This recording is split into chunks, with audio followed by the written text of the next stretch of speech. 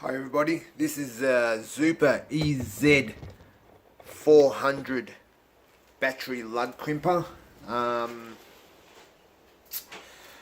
Quality certified.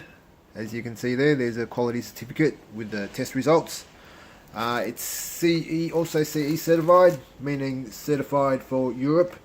It's a 12-ton. Has 12-ton force, 120 kilonewton, and it comes with 12 sets of dies.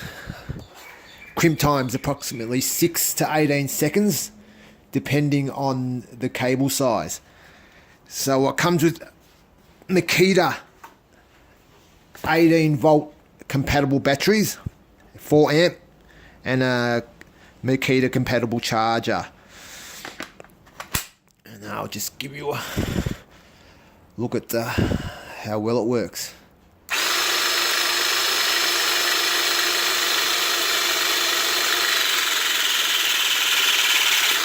It's a very quick crimp time, 6 to 18 seconds. As you can see, the finish is very nice. Very nice.